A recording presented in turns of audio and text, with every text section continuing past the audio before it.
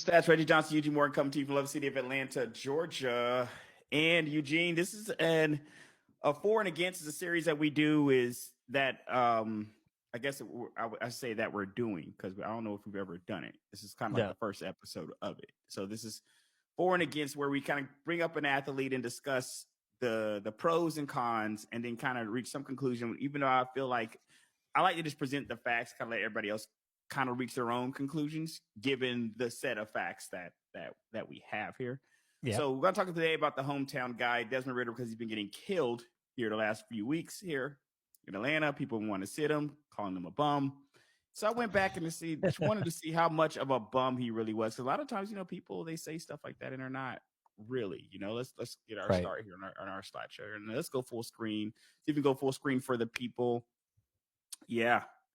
So a lot of times people say these things and you don't really know how much of a bum a person is. And in this particular case, we have, let me get our logo out of the corner here. In this particular case, we have a lot of people who feel like one or two starts was enough, right? So they say, hey, well, a couple starts is plenty. They've seen all they need to see now from the kid. Like now it doesn't even matter what he does. Right. I personally think that there's a lot of football left. We don't really know what the kid's going to do. It's a long time in a season, and without him having a full season, it's hard to really know. Now, for these stats that we're going to have, that we'll be bringing up here in a few slides, I just took the first full year of a lot of quarterbacks that are out there and then compared it to his first, because he's only had 9 games. Right. He's only played 9 games. So I've kind of took his first 9 games and going to try to see is he's really a bum. I know that you're definitely leaning towards the not wanting to keep him side, as a lot of our fans have been. And I'm kind of in the middle there, Eugene. I'm not off the guy. Right.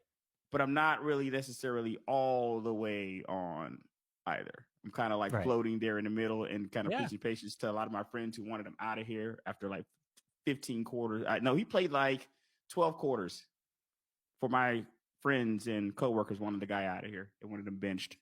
And I was like, hey guys, this could end up being something. Well, let's give it a chance and then just see how it all works out. And I think we're going to start with the 4 slide here. Just to put this out there too, for people who don't know, Desmond Rudder has one of the highest. He's like the 3rd most winningest college coach. Did you know that? A college quarterback. Did you know that? College quarterback, and has never lost at home either, right? He's never lost a home game. Let's not forget that fact as well. Like college and professional. So the guy's never lost a home game. College, never lost a small sample size professional, but 26-0 when he was at Cincinnati, and has won 44 games in college. So we're still preaching a little bit of patience here. Now, the main thing that we wanted to start with is it is still early for the kid. Yep. We don't know how good or bad these players are this early into their career, and I'll kind of go through them, and then Eugene can kind of give me your kind of feedback on it. Yeah. He does or I should say he has shown flashes of greatness. He doesn't really turn the ball over a ton, which I like. I feel like that's accuracy. You either got it or you don't, right? Like you can either come into the league and you can either throw for over 60% or you can't. We've had great quarterbacks that have thrown in like the high 50s, and they've come into the league and people feel like maybe they could work on that, but it still kind of stays there in the high 50s.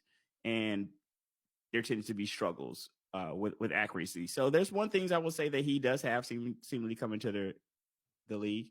And there have been a lot of quarterbacks who are, some of them Hall of Fame quarterbacks, some of them just good quarterbacks right now, and some of them past Atlanta quarterbacks that we'll kind of go over on the next slide with the statistics that have had worse starts to their career. So what are your 4s? Because these are just the ones I've kind of came up with.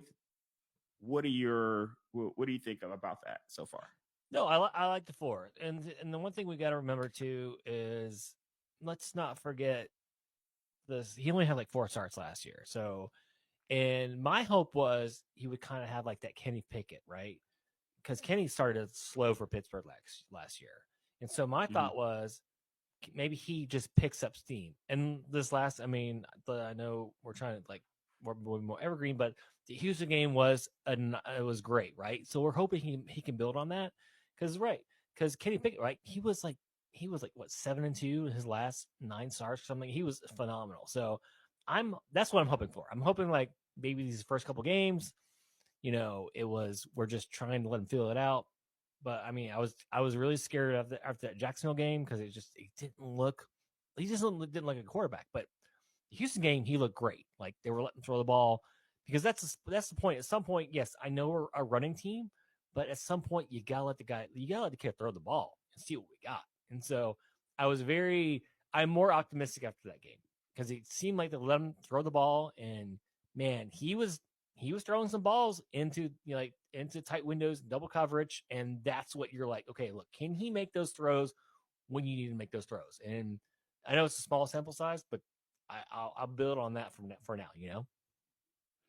Yeah, and I think it's a situation where you have to not, and we're only doing the Desmond Ritter slides here today, but in general, I feel like you have to preach patience with a lot of quarterbacks. With the quarterback position, you're asking these kids to come out at like 21, 22 and lead grown men on their teams a lot of times, right?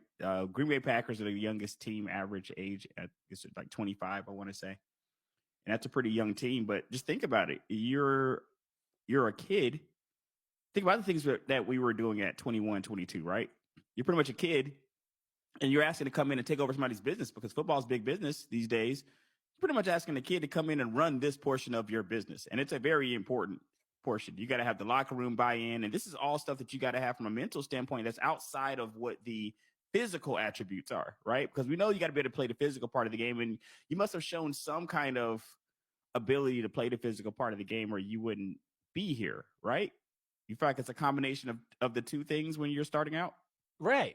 And that's the thing. It wasn't like you didn't see glimpses of him playing at Cincinnati. He's a winner, right? He's a winner. Like that's the thing sometimes we always forget. It's like, hey, like some guys will get drafted and they never won a game or they haven't like Trey Lance, right? He is a perfect example, right? He has all the drafted on the intangibles, man. All the intangibles, right? But he never won.